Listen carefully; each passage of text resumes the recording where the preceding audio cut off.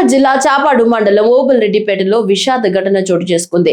క్షణికావశంలో కన్న తండ్రిని కుమారుడు హతమార్చిన ఘటన తీవ్ర కలకలం రేపుతోంది. మద్యానికి బానిసైన పిరాన్ బాషా తన భార్యను నిత్యం వేధిస్తూ ఉండేవాడని స్థానికులు చెప్తున్నారు.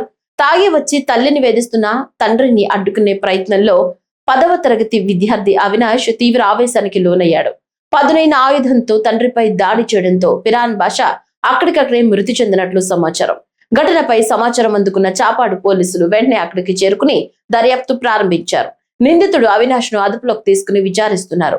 కుటుంబ కలహాలు చివరకు విషాదాంతానికి దారితీసిన ఈ ఘటన స్థానికంగా తీవ్ర కలకలం రేపింది.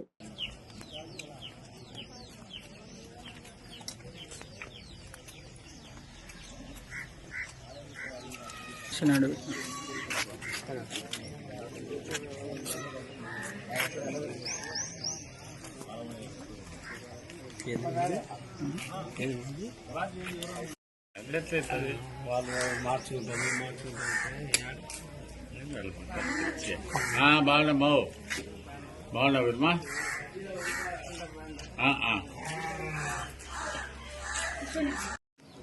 చిన్నద్దే